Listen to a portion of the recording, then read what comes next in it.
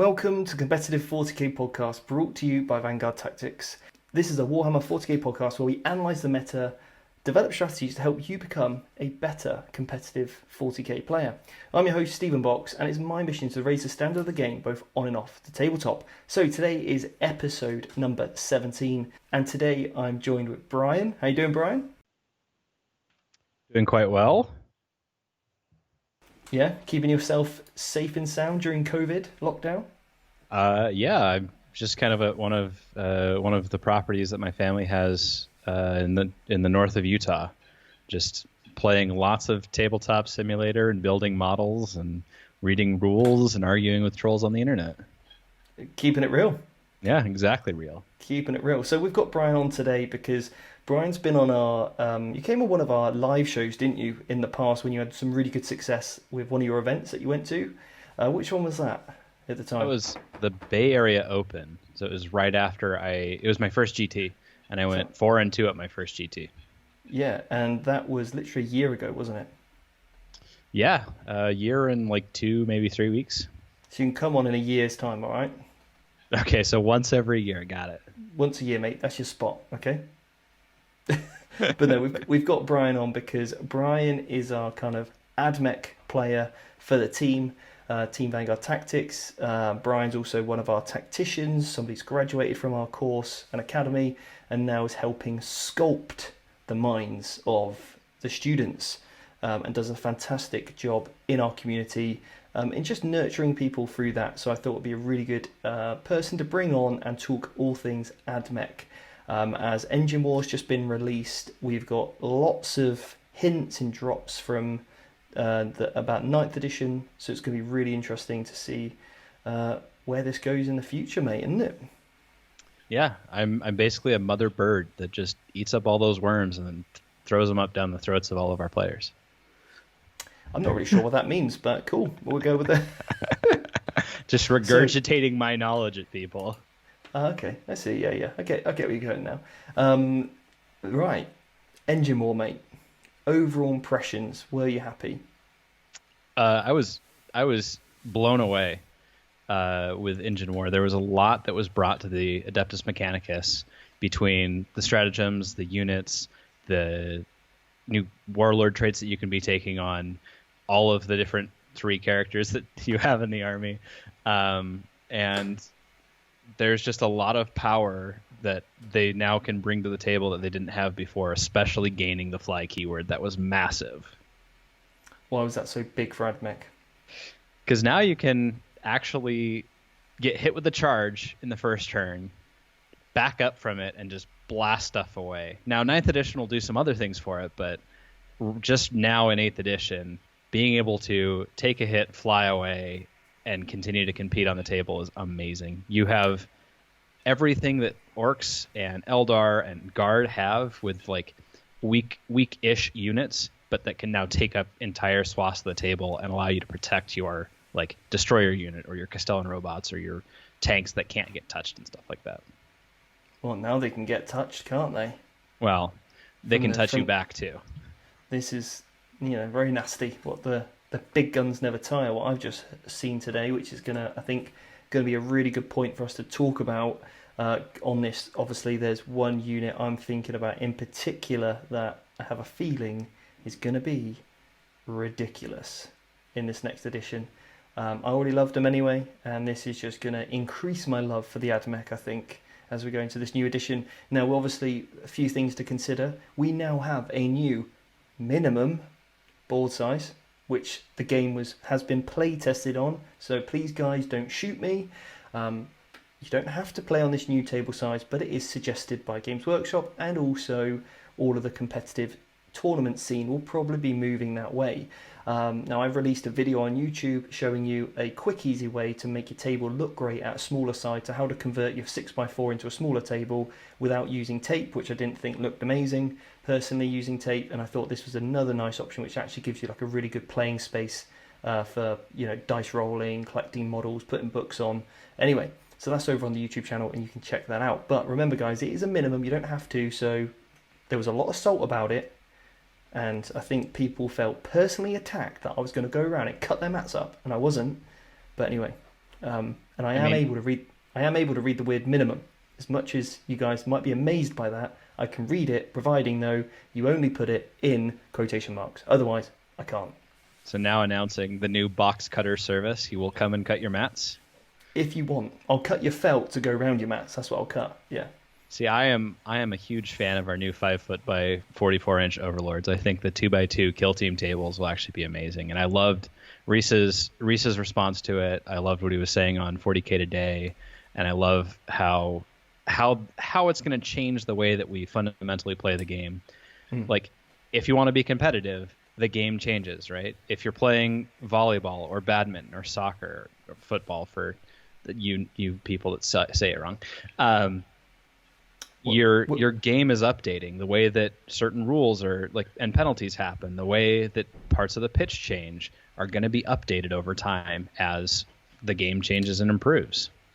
Well, it's literally like, yes, it's like football, for example, or soccer, what you guys call it.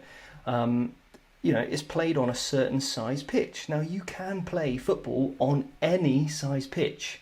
Literally, all you need is 2 goalposts each side of said pitch. But it's played on a certain game to keep it in a certain time frame to match the level of fitness of those players, to make sure it's competitive, controlled, and enjoyable. Yeah, and Games Workshop are trying to do exactly the same with their game. They are completely entitled, and in my opinion, the reason why they've brought up this term minimum is not so that if they would have come out, guys, here's a new table size, suck it up, there would have been a huge hoo-ha. So they've kind of come out with the minimum as for all the people out there that want to carry on playing on a 6x4 or don't want to change their 6x4 table. They don't have to. It's optional. But if you want to practice, you need to practice on the right environment all the time. It's what we preach on the academy, is, get your reps in, and that goes with all elements of this. Anyway, some other things without that too much, but it's something that we need to consider when we talk about Ad Mech now. So Brian, talk us through very briefly the new units you got. So what I want from you, Brian, is a concise, here's the unit name, this is its rough function on the tabletop. Okay, so let's start with the Cerberus Sulphur Hounds and the Cerberus Raiders. The Sulphur Hounds are effectively a fast strike, harassing unit. They can allow you to screen up the field, and they can take some damage. The thing that you're going to be losing with them is their 3 wounds with only toughness 3, so they're a bad gangbuster target. So with the way that for now, yeah, the way that ITC works now, they're not a great thing, but I could see a look at them come 9th edition with some new mission updates and just the way that you need to hold objectives. So they may be very effective at that because they have a base 12 move. Now the Raiders, sorry, they've got more wounds than a Space Marine biker. Yeah, but they're toughness 3 with a 4-up save and a 6-up invulnerable. So they're not super resilient for what they're bringing to the tabletop. Now I played them against Knights and they survived fine against Thermal Knights, double Thermal Chaos Knights. So they have applications, but they're really just kind of a harassing unit. It's the same with the Raiders. The Raiders, however, do bring a 2-shot sniper rifle that does mortal wounds on 6s, and they have a data tether, so you can advance them, shoot their assault sniper rifle, hitting on 2s. If you've got the Canticle that allows you to reroll 1s, you can hit on 2s, reroll 1s, and then be wounding most things on 4s, and then getting mortal wounds on 6s. So there could be an aspect for that. They also get a pregame move, and like I said, their base move 12 with an advance because they're shooting an assault weapon. So that's that. Of the 2 of them, the Raiders, I think, is actually the slightly better unit, at least right now, and we'll see how harassing units kind of change with the new edition. You can take 9 in a unit, can't you?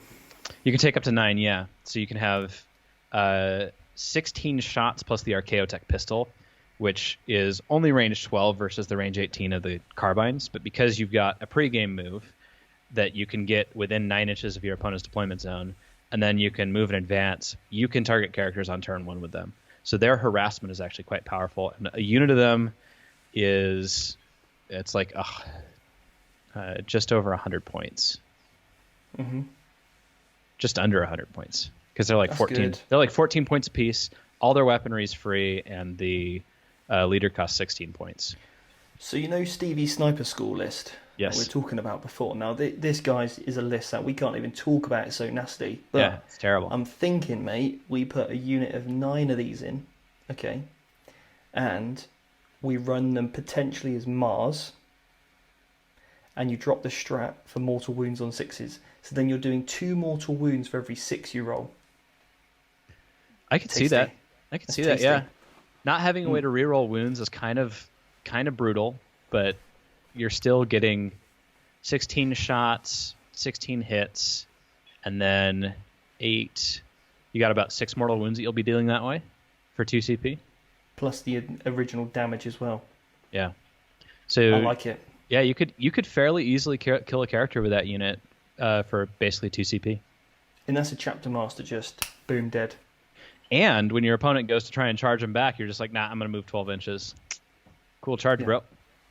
Yeah, because and the thing is, people will want to charge them because you don't want to shoot at a unit that's right in front of you, because you want to play in all phases of the game typically. So you're like, cool, I'll shoot something else and I'll just charge this unit.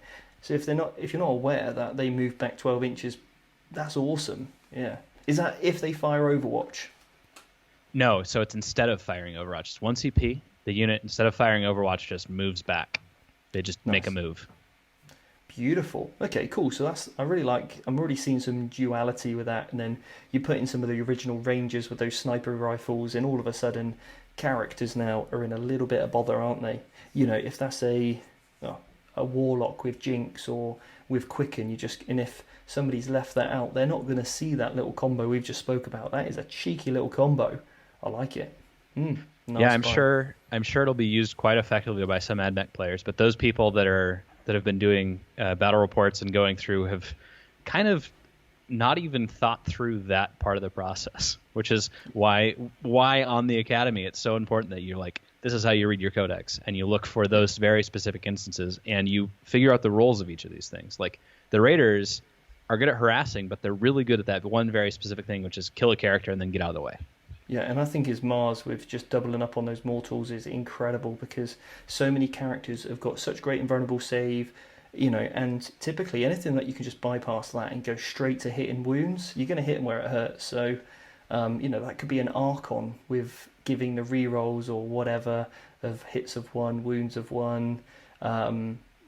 Yeah, I mean... It could be one of those shock attack guns that harasses literally everyone and their dog. Yeah, because that shock attack gun could be picking up all kinds of, Destroyers or Castellan robots or so on. Exactly. So, yeah.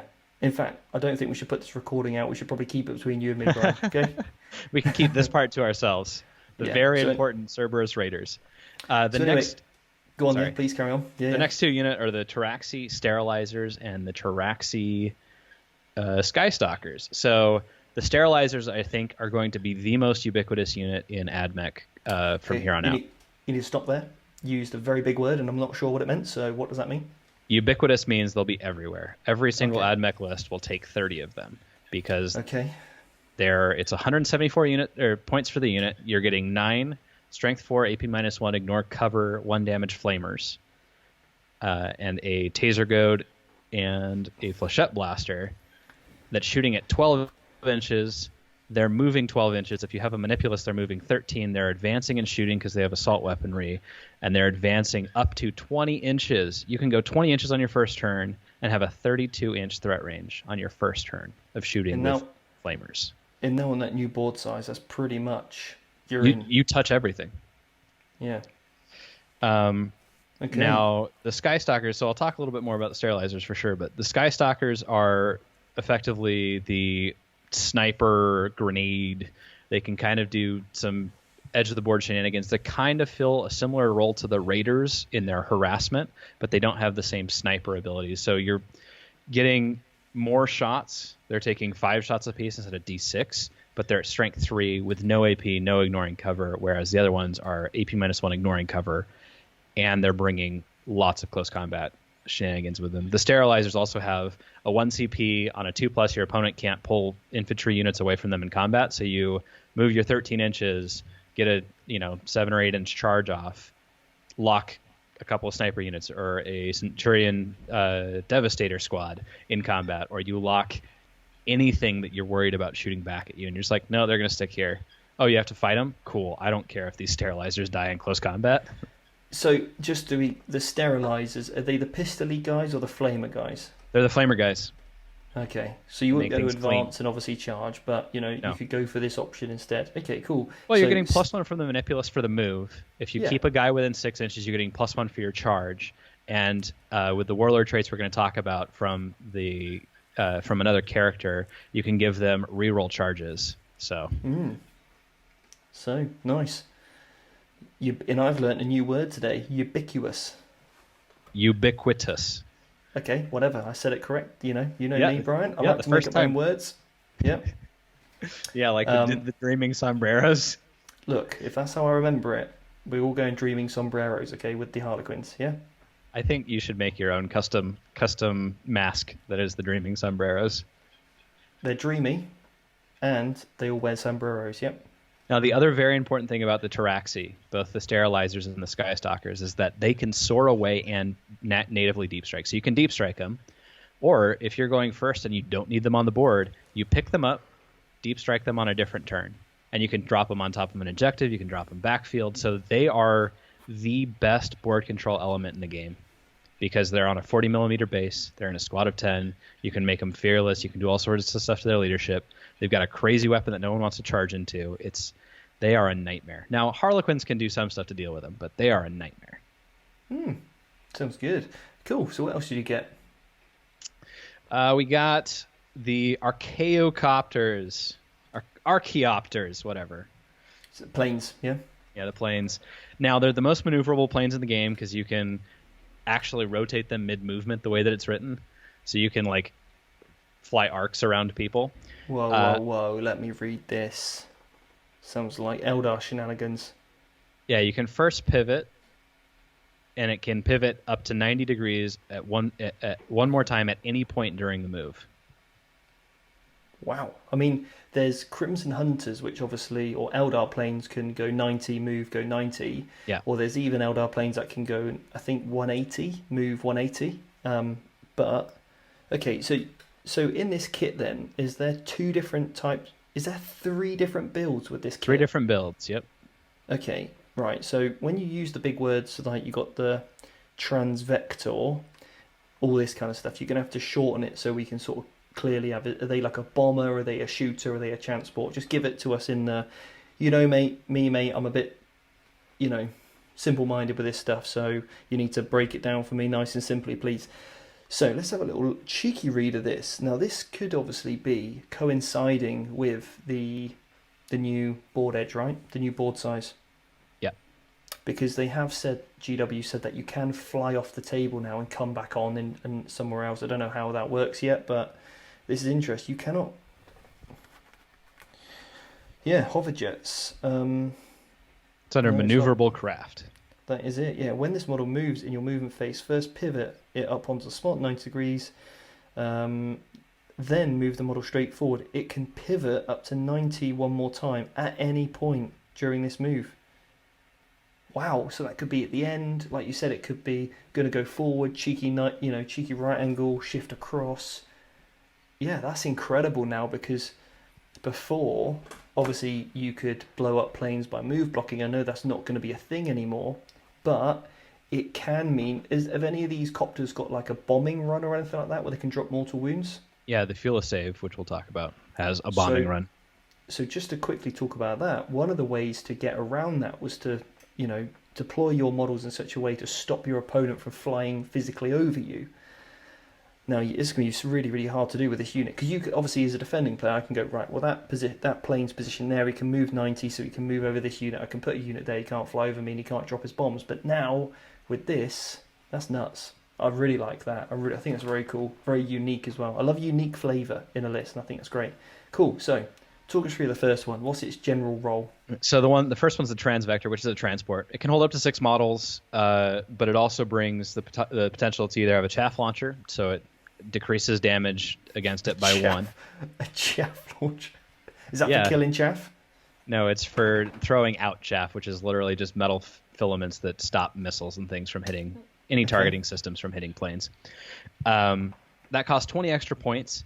So I don't know that it's always worth it, especially since you're losing the command uplink, which allows you to use the planes leadership, which is 9 for units within 6. So you can use this to buff the leadership of your sterilizers or electro priests or your devastators. Whatever you need. And the command uplink is what allows you to, within 6 inches, turn off all aura abilities of enemy models. Ugh.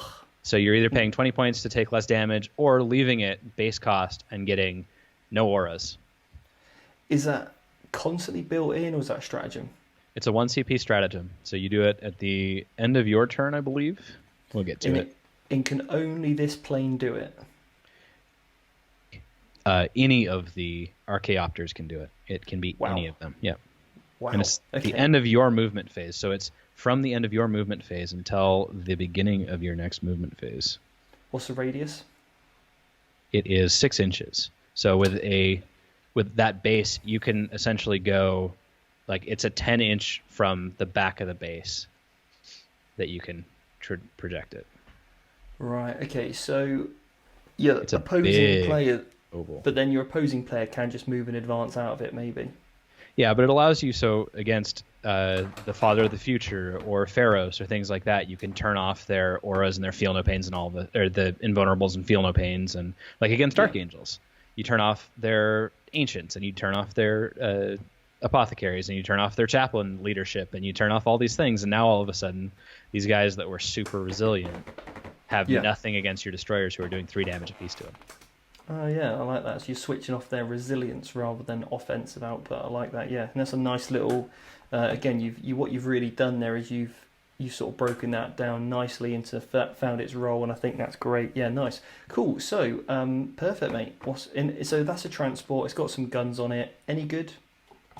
The guns? They're basically bolters, so it takes about 12 bolter shots at 36 inches range. So it can do something to like demonettes or grots or things like that, but it's not really going to be wounding Primaris Marines. Okay. Right, so what's the next one? The next one is the Stratoraptor, which is the fighter. It's like the fighter jet. It comes with las cannons, phosphor blasters, which are the same thing that come on Castellan robots, and why people are saying that they're 65 points now. And a Cognos Heavy Cyber. So it has almost all the same things, except instead of being able to transport things, it has stronger weaponry. Now, it's nice that it has Cognos weaponry, so the Cognos las cannons, you can advance and shoot them still, even though they're heavy, but you're -2 to hit with that. And then you can... maybe not anymore. Well, yeah. So Cognos may change a little bit, but you can also, if you're overwatching with it, you can shoot them at full ballistic skill. So if you set these up as like a charge buffer, you can set these guys up as a charge buffer and be overwatching with stubbers and las cannons. So someone's like, oh, I'm going to charge my character into this. And you're like, las cannons, hitting on 3s, wounding on 2s. Like, pew. So.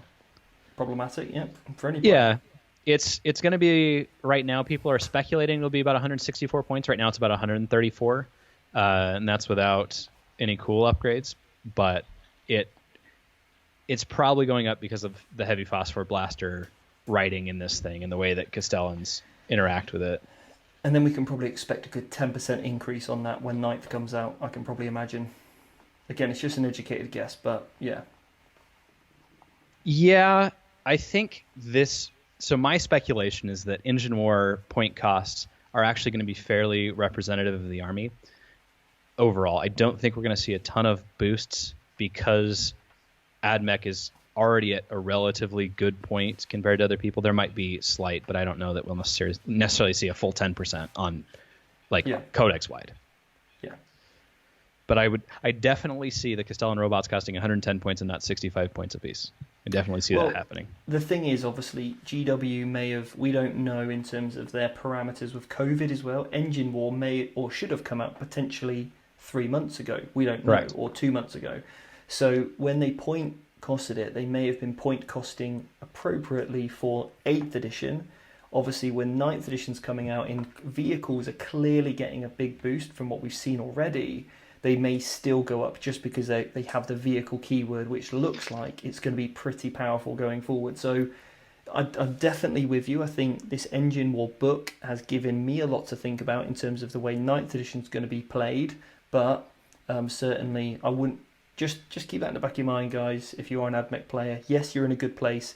If it doesn't go up that much, just take that as a good thing. Yeah. Yeah, it just allows you. I could see there being definitely boost to the point cost of tanks and things. I could see there being boost to the point costs in destroyers and breachers and some of the bigger units, but I don't think we're going to see, like, we'll see maybe 1 to 2 point increases in our rangers and Vanguard. But sounds good. I don't see it very much elsewhere. The next thing, so that's the Fusilier, which is the bomber. It does a bombing the bomb rack. So when it drops over a model, it drops a bomb up to 10d6. So as long as you pass over 10 bases on your way, you roll a d6. On a 4+, it suffers a mortal wound. So if you have 3 of them, you're probably going to do 2 to 3 wounds apiece. And then there's another stratagem for the bomber that also boosts it. That allows you to essentially thunderfire cannon people or tremor shells them, so it halves movements. That's incredible. We've seen how powerful tremor shells is, so yeah, I can definitely see some play for that.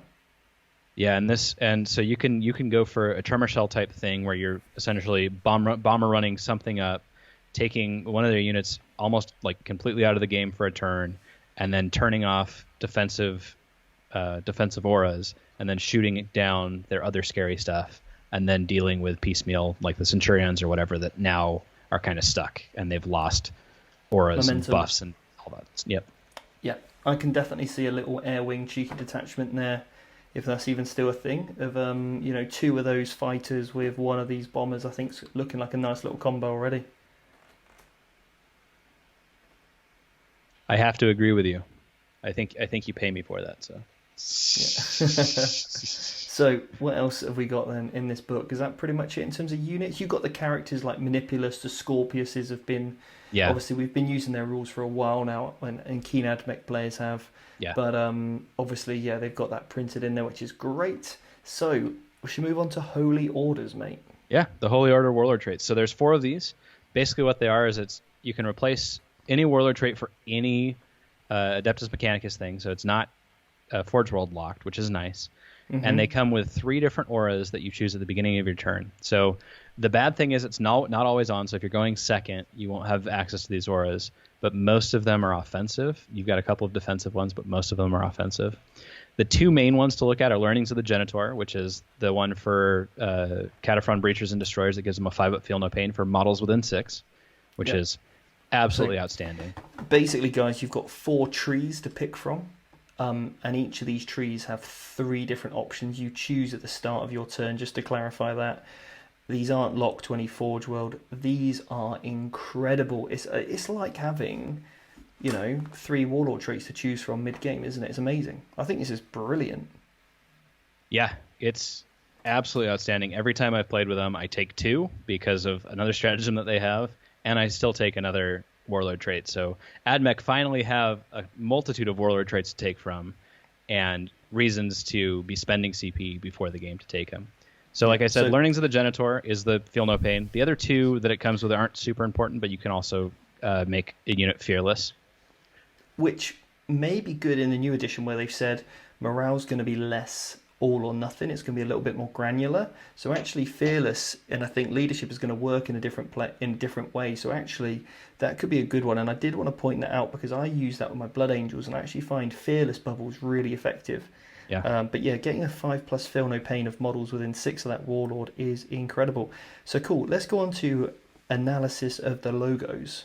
So this one's nice. It's a much more defensive Forge World trait where you can do Overwatch on 5s or 6s, which is the Metallica Forge World trait natively, but this allows you to make your infantry just slightly more Tau-esque. Mm-hmm. You can make them better against mortal wounding psychic powers. So if someone's a smite spam list or something like that, you can go with the Empiric Prognosis, which allows you to do that, or you can on unmodified hit rolls of 6, increase your armor penetration by 1 with your ranged weapons.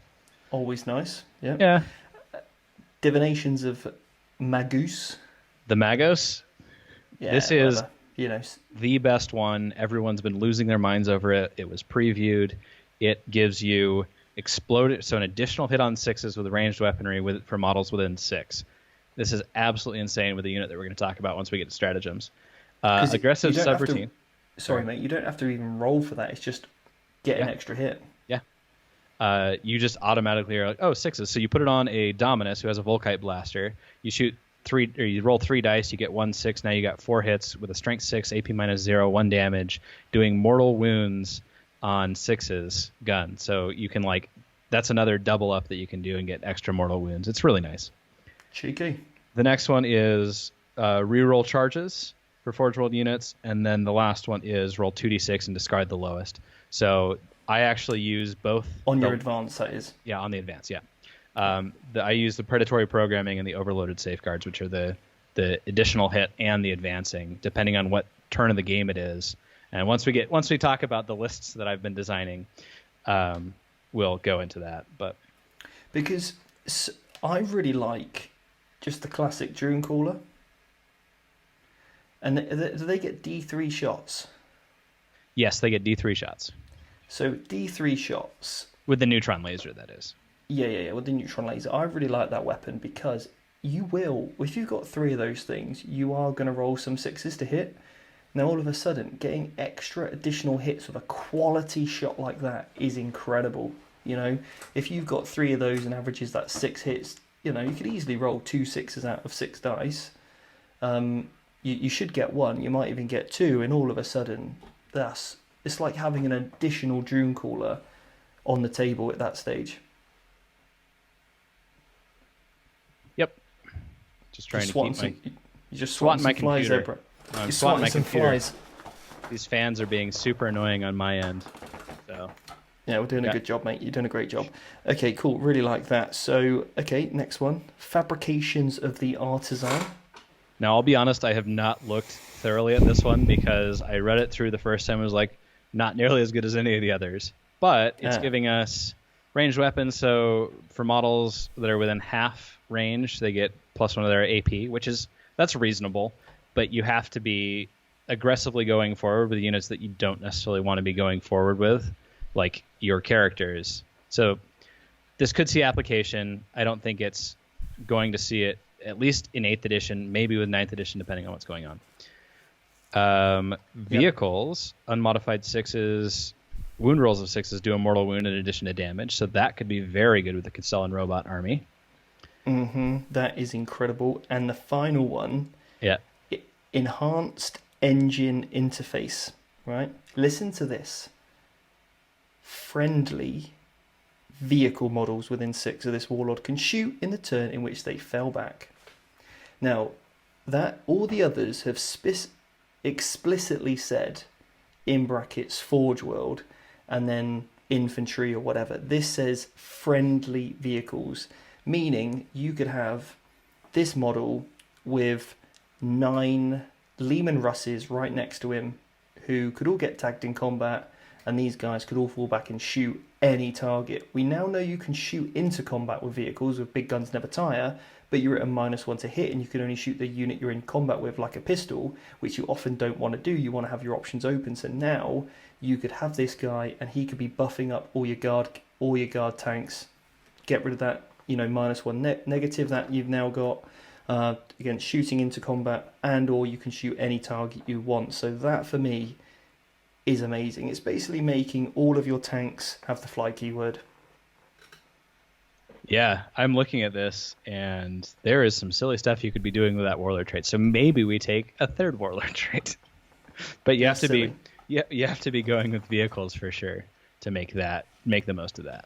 I mean, that could be like you're just making your whole army Ultramarines, but without the -1. It's so good, really good. Yep. It's like Ad Mech have really wanted some of these things for a while, and they're like, "Oh, Space Marines, we'll make your weapons for you, but we don't want anything that gives us additional AP or anything." He's a little bit like a good in the States. You get like an Oxo Cube, or like some sort of an Oxo Cube here in the UK is like you put it in like your gravy to make it like thicker, or you put it in your soup to make it a bit thicker, like a stock cube. Yeah. So like cornstarch or whatever, like a bouillon cube. He goes in every soup, that's what he is. Yep. Yeah. Because it's any friendly vehicle. So That'll work with your sisters. If you've got 3 exorcists, it's working in that. Amazing. Right, okay, cool. So, loving all those. So many to choose from. Any of those trees. Again, you pick it for the right situation. You go, right, I'm up against this matchup. They're charging me. I need to be falling back, going for this one. I want maximum damage output. I'll go for exploding 6s. This one, I need to really get up the field. I'll go for get that extra advance in, do that. Or, yeah, actually, I really need the survivability with my destroyers this round because they'll be my MVP. And that's something we teach on the Academy is understanding your army's MVP in that certain given matchup, depending on that mission and also your opponent. And then once you've analysed that, you can pick the right tree possible for you to then leverage the odds in your favour. So cool. Stratagems then, mate. Yeah, so there's a bunch of them that are very specific to units. So the Sulphur Hounds, they can auto-advance 6, and they can shoot as if they didn't move. So no minuses for the pistols that are going to be shooting. But, yeah, cool. Another one for the Sky Stalkers, they can essentially suppress a unit, so they can turn off. Is it that they turn off Overwatch? Oh, no, subtract 1. It's just the subtract 1. Yeah, you're thinking of suppressors. Yeah, I was playing a Raven Guard list recently that used suppressors to effectively stop Overwatch, so the rest of the army could charge in without problems. Yeah, nice. The next one is the Deeply Sunk Talons, which has to do with not allowing people to fall back. So you can just keep infantry in close combat. And we've got our Stratoraptor, which can move and shoot. So now with the 9th edition, there being no penalty to moving, you're now like strafing, hitting on 2s, which is excellent. Yeah, because you're getting +1 to hit. It's not even ignore it. It's just add 1 to the hit roll. So you can see they've already thought about that. Yeah, because in other books, like the Marine one, it says Power of the Machine Spirit is 1 CP stratagem. So, yeah. Okay, cool, nice. 2 CPs, and it's called Tactica Obliqua. Oh, I can't even say Obliqua. Tactica Obliqua. So it's the old tactical obliques, yeah. Yep, it's for the Cerberus Raiders to fall back. I thought it was 1 CP. It's 2 CP. But yeah, so instead of firing Overwatch, they're just like, I'm going to move 12 inches. Your charge fails. Good situated God. Next to your abdominals in the 6-pack area, the obliques, yeah. Like it. Yep. Good muscles to work on, they are.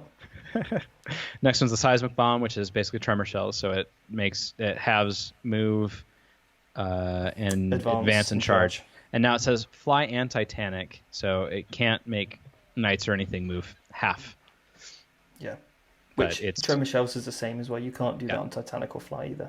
Yeah, so I've had people try and do that to different fly units. Like I was playing Tau, and they're like, "Oh, I'm going to do that on your suit," and you're like, "They all fly." I'm going to do that on your drones. They all fly. Yeah. Yep. Yeah. Okay. Next one. Stereoscopic triangulation. So when you choose it to shoot, it shoots all of its weapons, and then add 1 to the hit roll, and they do not receive cover. So effectively, this turns your disintegrators into anti-cover, like Centurion and Primaris Marine Nightmares, because you're like, oh, I'm going to shoot my Strength 5 AP 1 2 damage indirect gun into your Primaris guys. Oh, well, you got your 3-up save, and it's like, nope, you've got a 4-up save. And all of a sudden, that turns a squad of Eliminators that would have absolutely just ignored it to be like, well, I guess we're all dead. Bye. Yeah, or if you've got that, I mean, that's where you've got, what's their range, 36? 36, and then 12-inch move. They ignore penalty for moving and shooting, and you can use a Manipulus to give them another +6 to their range. So actually, they could have a 42-inch range, and if you did go for that trait, which went 48. So, you said that, yeah. 42 range with no movement, or a... Yeah, sorry. Yeah. Let's assume no movement. The 42. Then all of a sudden, if you've gone for that holy order, orb, whatever, holy thing, some sort of holiness going on with your warlord trait, you've got to make that noise every time you say which warlord trait you're going to use. That's it. I'm going to use one of the basically another -1 AP if you're in half range, because now you've got to only be within 21 inches, and all of a sudden you're another -1. That's quite nice. Or you go for the one that does it on 6s, either or the exploding 6s. Any of those is good with me. Nice. Yep. Beautiful. Evacuation sequence, the 0 CP stratagem that allows your Scorpius Dune Rider, which is the transport version, to essentially have the guys just pile out without taking any damage. So you can protect your Fulgurite Electro Priest or whoever's in it when the vehicle would explode or die. That is strange, isn't it? I mean, it's useful. It's nice to have a 0 CP stratagem, but it also means that people can counter it by just spending 4 CP, which you're like, okay. Yeah, I don't think they're doing that, are they? Cool, right. Electrostatic Overcharge, 1 CP. This is my favorite stratagem that makes Corpuscari Electro Priests, so essentially the Jazz Hands guys that have the 12-inch range, into insane killers. So all it does is for 1 CP, you increase the AP characteristic of their gun from 0 to a -2. So they're a strength 5. They get 3 shots apiece. You can take a squad of 20. You can put the Warlord trait that gives them the additional hit on 6s. They naturally get 3 hits for every 6 they roll. So now every 6 is hitting, or is 4 hits. If you have a Daedalosus giving +1 to hit, they're hitting on 2s. They have a Dominus next to them, so they're re-rolling. Strength 5, AP -2, 1 damage pop. Can they do mortals on 6s if they're Mars? If they're Mars, yeah. Yep. Now, if they're Mars, they have a base move of 6. They can advance and shoot because it's an assault weapon. But they have to walk up the board because if you're taking a 20-man unit. Now, if you take them as Lucius and you don't take the mortal wounds, you can deep strike them. Ooh. For 1 CP, deep strike the squad of 20, take the relic, the Lucius, the Solar Flare, jump your Dominus over. Now you've got your rerolls and everything, and you're like, oh, cool, that squad's dead. Don't care what it is. Yeah, it's pretty nasty. I mean, obviously we don't know how this whole outflank coming in from reserve table edges and what's that going to look like with 9th, so maybe that could be a Mars workaround if you did want to go for that. Okay, cool. Right, so let's have a little look at pattern, whatever the next one identified. Iteration identified, yeah. So this one's kind of interesting. It's another one where you want to stack it with a couple different things, but basically it allows you to get +1 to wound for your Iron Strider Ballistari, which are the chicken walkers that shoot las cannons or autocannons. So you can have strength 8 autocannons getting +1 to wound. So now you're wounding knights on 3s with autocannons. Yeah. Or if you have las cannons, you're wounding knights on 2s. Nice. But this means that you have to take the Mars Canticle to give +1 strength, so on and so forth. Okay, yeah, which is a special one we're going to come on to shortly. Yeah. Nice. Yeah, because your autocannons are normally 7, aren't they? Yeah, strength 7. AP -1, 2 damage usually. So. And they hit on 2s? You take a unit of 3 or 6? You can take a unit of up to 6. You're getting 2 shots, or 2, so either 2 las cannons or 4 autocannon shots, I think. Maybe it's 6 12 shots. 12 las cannon shots. Yeah, you can get 12 las cannon shots. You can have them hit on 2s with reroll 1s, and then wounding on 2s. It's good. I like that. Yeah. And that's like probably about 400 points total for that 6-man squad that takes 12 las cannon shots. It's tasty. They're almost as good as Centurions, I guess. And now they move. And now they move without the penalties of heavy firing weapons. Yeah. Yeah. Gross. That's super nasty. Really fun. Can you Lucius those and make them deep strike? Yeah, so it's any Lucius unit. So you could deep strike them and pop them up and then do that whole shooting thing. And you can give them the exploding 6s. So now your 12 shots become 14 to 18 shots. Well, I mean, between 14 and 24 hits. Yeah. With Lucius. I think I'd just go for the las cannons with the +1 to wound. I wouldn't worry about the auto cannons. Yeah. Because when you've got 12 shots, exploding 6s, with all that gubbins on Lucius, you can keep them hidden, come down turn 2 and just go, yep, that's gone, son. Pew. Yeah. Yeah, you just basically say, I mean, it's not super amazing against Horde, but you take the Corpuscari for the Horde, and you take these guys for like the knights and the big vehicles, and you just deep strike your whole army, and you're just like, haha, I'm Lucius, suck it. Yeah, that's nice. That's nice. The next one, Circuitous Assassins, which means they go around. So it allows your Rustalkers to like walk off the board and then outflank again from somewhere else on the board. Cool, nice. Within 9 inches of the edge. The next one is Perpetual Incense, so this makes it so Sidonian Dragoons, instead of just getting the -1 to hit in range, they also get it in close combat, which gives them a little bit extra survivability. I think they're one of the units that kind of gets overpassed with this update because they're just not as efficient as some of the other things. But getting another -1 in close combat makes them that much more survivable. Yeah. And if your opponent doesn't have insane rerolls like the Chapter Master gives everyone that needs to change anyways, you can actually really stop up some close combat specialists against a unit that's a toughness 6. Nice, yeah. Cool. Next one. Mechanicus Locum allows you to take an additional Warlord trait, and it is not limited to once per battle. So you can take as many extra Warlord traits for your Ad Mech as you want, which means that you can take all of the holy orders if you want. I'm taking all of them. Yeah, all of them. Every single holiness, I'm taking it. You can be the Pope of Ad Mech. Pretty much. I've knighted you the Pope of Ad Mech, I guess. That's what they call me. I'm going to get my new hat changed to the Pope. The Pope. Yep. Because you are the Mechanicus Locum. You are literally the center of the Mechanicum. That's what they say. Steve Box, center of locumness. Holy. Yeah. Locum is center. Mechanicus is... Yeah, anyways. And then the last one you've already spoke about, which is a turn off auras, right? Yeah, and that one, a lot of people have said, oh, you can turn off rerolls and all these things. It's like, yeah, they'll move away. It's a turn off defensive auras. And so in the matchups that you need it, having a flyer makes that useful. Yeah, like it. Nice. Or you just put it on one, you half his movement, and he ain't going anywhere. Potentially, maybe you can't move out of that. Who knows? Okay, I like it. Cool. So then we've got, you can now choose your own forge, can't you? Like your custom forges. Yeah. Thoughts on that, just briefly? Ooh, the current Forge Worlds with their Relics, Dogmas, Warlord traits, and Canticles, and stratagems are just more valuable. So these are cool. You can make it custom and play really cool narrative things with it. But as of now, they're not bringing enough to the table to make me want to switch from the big 3, which we'll talk about, and then Styges potentially. Okay, yeah. And then you've got your Forgeworld Canticles. So Canticles in the past weren't brilliant, I would say.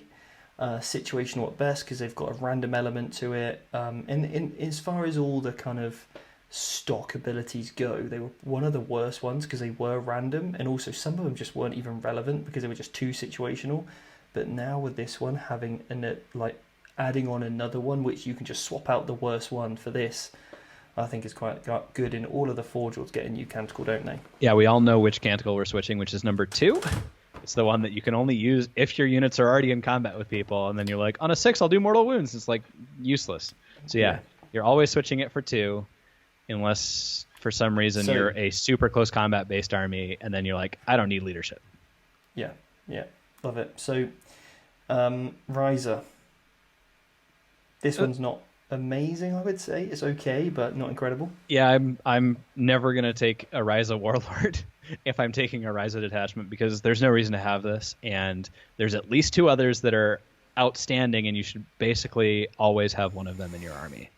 And Ryza are great with plasma, so it's plasma Ryza just goes together like peanut butter and jam, or jelly, whatever you guys call it. Just goes together so well. But having extra melee buffs isn't the one.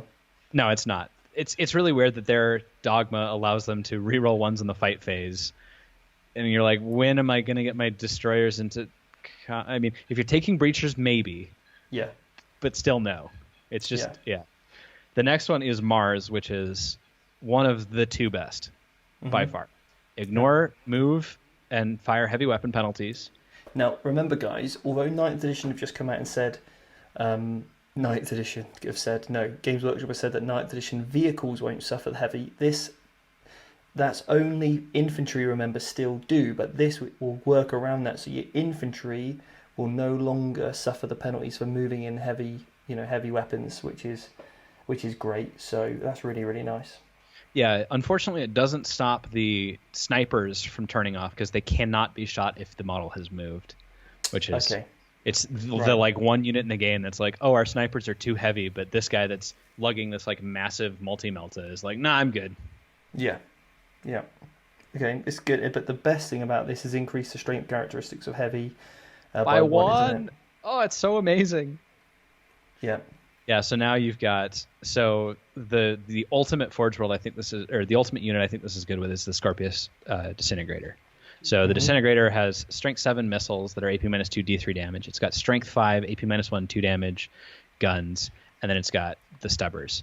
Now, if you're increasing the strength of all of those, your indirect missiles are killing anything or wounding anything that is toughness 3 or less on a 2 instead of on a 3 like everyone else. And it's now wounding Centurions on 2s. AP -1, ignore cover. You're just like, haha, now I'll kill Centurions. And now your missiles are actually strength 8, and so they can do stuff to other vehicles. So that I think is where this buff is best.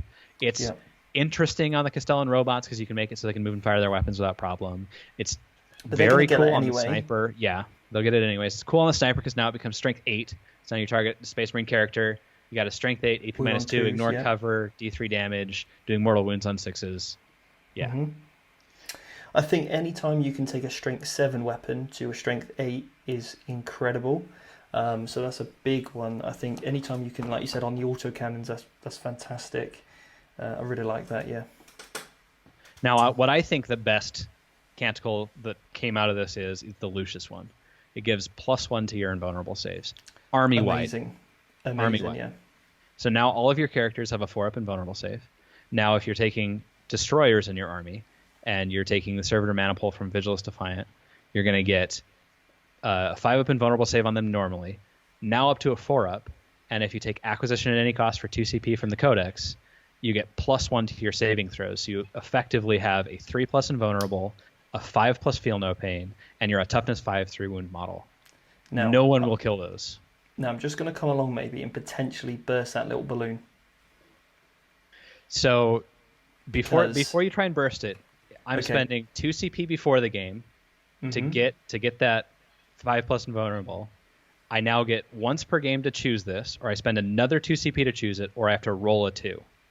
So in Mars, potentially, but you have to take both Belisarius Call and a Lucius Warlord to make it more consistent. And so I do not see it being changed that much.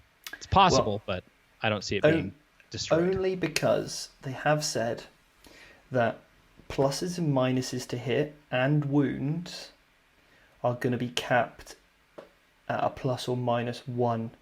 Now that may also be the same for damage and also saving throws. We don't know yet. Like, they might just make it modifiers are just going to be capped at + or -1. That's the only thing I can think of that might impact it. That's all. Yeah, that's a complete rules. I could see that happening, but even on a 4+ invulnerable, it's still great, and you're not spending the 2 CP. So you can still get the benefit of this Canticle without spending a bunch of extra CP. You just have to kind of set it up.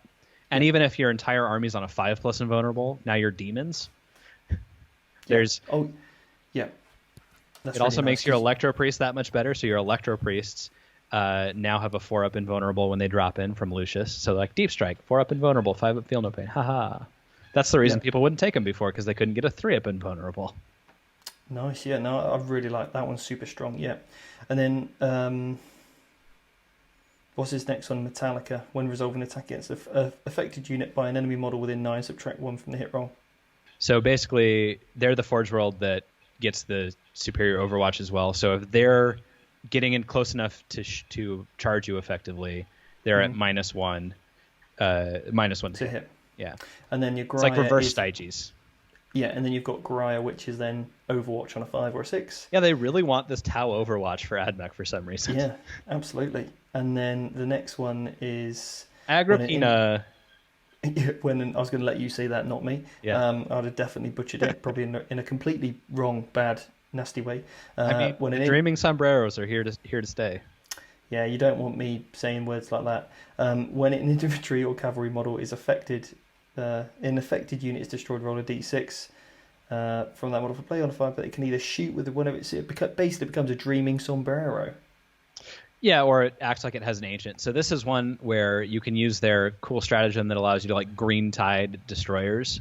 So your destroyers can go up, shoot a bunch of plasma, die, 5+, do something, bring the unit back on somewhere. So it's interesting.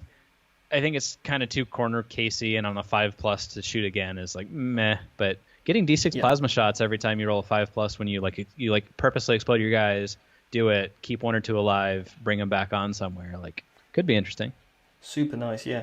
And then obviously the last one, Styges, which is basically fallback and shoot at -1. Love it. Yeah, your Ultramarines. We're the Black Cool. Ultramarines. So, Brian, are you happy to share a couple of your lists with us? Yeah. Now, I will be making, if you head over to www.vanguardtactics.com/EP17, you can basically download Brian's Admech list. So it's www.vanguardtactics.com/blog/EP17. I think I said that right that time. So you need the .com, you need the /, the blog, the /EP17, and you'll be able to download Brian's Admech lists. Now, Brian, do you want to go over them now briefly, or do you want to just save it for the write-up? It's up to you. I can go over them. There's some unique things that I have in them. But first we have to do name generator, right? Like, oh, of course. Of course. The most competitive element of this is the most name generator. competitive element. So I rolled a 13. So that's tier for the alpha element. And the beta element is 11. XXVII, so 27. I'm tier 27, which definitely fits with where I'm at. I am not a top tier player. I'm probably tier 27. Roll me one, Brian. Okay, I got you a 14, which is Tepa Nixos. Sounds right, yeah. And a 33, which is Zixos. Tepa Nixos Zixos. That's me. You know it. Keep it real, okay? Yeah, nice. Okay, Brian, so pick which is, just go over one of your lists. So the list that I've been playing more, now I've got a Mars Brigade, which has the Call and the Castellan robots and all of that. You're bringing sterilizers and snipers and basically what I've been talking about. The list that I think is more unique and kind of fun and actually improves from what we've seen from the new detachment building stuff from the new edition in the number of CP it brings. So right now it brings 13 CP. It's 2 battalions. You've got a battalion of Lucius with a Daedalosus, Manipulus, and a Dominus. And then you've got 3 squads of sterilizers, 3 minimum squads of rangers, and a 20-man squad of the Corpuscari Elector Priests. Now, your Warlord's going to be that Dominus. You're going to give him the Solar Flare, which is a teleporting relic, and you're going to give him the Divinations of the Mega so he can get the Exploding Sixes. The other battalion is Ryza, because you can now get crazy strong destroyers, and so you've got a very good element that you can deal with hordes and do board control from your Lucius, and now you've got very good anti-vehicle with your Ryza destroyers. Yeah. So that's a Manipulus that takes the Master of Biosplicing because you're in a Servitor Maniple. You're going to take a Dominus that's going to take... Which is, just stop you there, Brian, quickly, a detachment from the Vigilus Defiant book, Correct. Which you pay a CP for, yeah. Yeah. And they, in Games Workshop, have said that is still viable in 9th edition. Now, one thing you mentioned about your CPs, remember, guys, that you're going to start with 12. If your Warlord's from one of the battalions, you get 3 back. So, Brian, with your 2nd battalion, you'd pay 3 for that, as we know. So currently you'd be starting with 9, wouldn't you? Rather than 13. But there might be some other bits and bobs. But obviously you're going to get the 1 CP per turn because you're also Battleforged. So technically you're actually on to, what's that now, 9 plus 6 is, you're actually getting 15 CPs in 9th edition rather than 13 based on, the current setup. So that's a nice little buff for you. 2 extra CPs. And you're getting 1 per turn.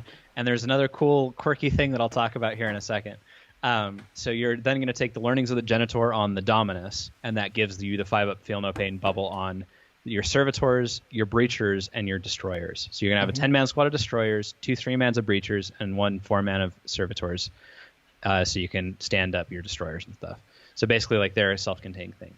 The last thing in this list, which I've been testing this list over the weekend, both in person, socially distanced with a couple of my close friends, and on TTS with people, is to take Lord Inquisitor Hector Rex.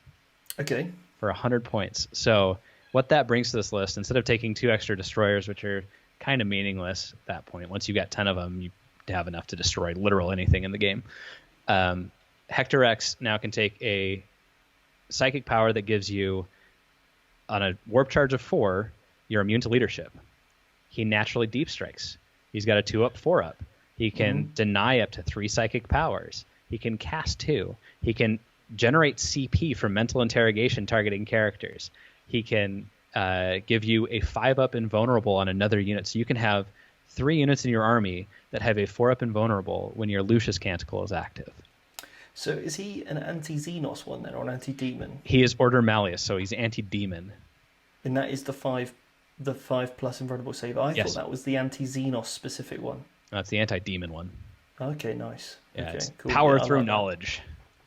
Yeah, it's pretty good. And then obviously with the Lucius, then you're going to get that +1 to that, aren't you? Yeah.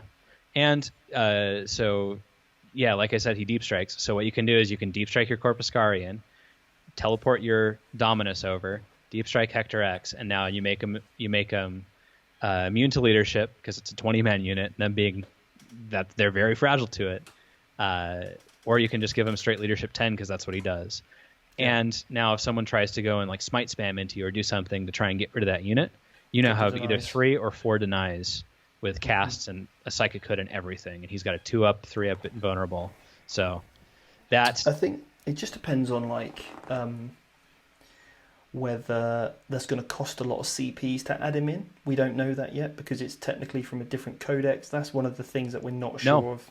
So it doesn't cost anything extra to add him in because he's a single Inquisitor. He doesn't take up a slot. He doesn't stop your doctrines from going off. Yeah, for now, but in terms of 9th edition, that might be classified as another codex, so you may have to pay for that. As I said, you sometimes have to pay, if you want to soup or bring in allies, you have to pay for that now, so there could be an increased cost. You're right. Currently, not now, obviously 8th edition, but 9th, I'm just trying to think ahead. Yeah. I mean, even if it's costing you 1 CP, if he's going to net you back more because of the psychic power he can cast or whatever it is, then yeah, you're going to take him because you'll probably get that 1 CP back. If it's a 3 CP stratagem, probably not going to do it. You probably just put those destroyers back in and keep the 3 CPs. But yeah, I like it. Well, or you put a bomber in or something else like that. But yeah, if speculation holds and it's just the changes, so you have to take battalions and you can't really soup between codexes there, then yes. But according to the rules from their index, you can take him in the detachment, breaking the normal battalion sort of organizational chart stuff. And so it depends on how they do that specific thing. But right now he's insane. Yeah, nice. I like it. Mate, honestly, thanks so much for coming on. It's been a pleasure. And if you want to get your hands on Brian's Ad Mech lists, then all you need to do is head over to www.vanguardtactics.com/blog/EP17. Brian, it's been an absolute pleasure to have you on, mate. It really has. You've really given us a really good insight into this with some really good combos for you to go away and look at. I mean, I'm going to be looking at running, 27 of these wolf, dog, horse things. The Cerberus Raiders. Whatever they are. And I'm going to be running them in. Kill one character one turn. Kill another next turn. Kill another turn. That's how I'm going to be rolling, I'll be there with my cowboy hat on. Stevie's Sniper School. That's it. It's coming back. I'm making it back. Anyway, we should make a hat for that. Yeah. Yeah, I like it. Yeah, Sniper School. Boom, like that. Yeah. With Stevie's on the back. Anyway, guys, it's been an absolute pleasure. And if you would like to join the Academy, then all the details are on that link I've given you already. So go and check that out and you can be part of our community. We give you daily lessons all about 40Ks, whether it's picking the right secondaries for your missions, which are going to be really prevalent in 9th edition, which we're going to change right over to. We do list of the week. We've got an entire library of every single competitive list we've ever written. And then in 9th edition, there's not only going to be the list, but there's also a write-up on basically how that army functions, and there may even be a video to go with that. So we've got all of that on the Academy. You also get the modules where I teach you, basically how to play in terms of working your way around the rule set. So a lot of the content's actually very repeatable for whether you're doing 8th or 9th. It doesn't matter because like event preparation, the concepts I teach and things like that, the things about psychology, mindset, goal setting, it doesn't matter whether it's 8th or 9th, same with how to build a list, all those good things. So it's not necessarily the minutiae of the game. I leave that for you to read the rules yourself, but I give you the hints and the tricks and the tips that I think about when I'm playing. That's now been proven to work with people like Brian and all the other students, which is why now Vanguard Tactics as a team is up there in the ITC rankings, or we were. I think we were number 2 at one point. Yeah, we were number 2. It's all thanks to you. And if we had Logan's results in from one of them, we'd have been number 1 for a while. We're number 2. But anyway, I'm super chuffed about that. And yeah, if you want to join the Academy, links are all in there. We'd love to have you along. And it's a great place to be, going into 9th edition. And it's probably one of the best communities for 40k I've ever been in. And I'm not just saying that, but there's no negativity. There's no saltiness. I don't know. I've never seen anything bad in our group before. Do you know what I mean? Yeah. Everyone that I've interacted with, I've had positive experiences.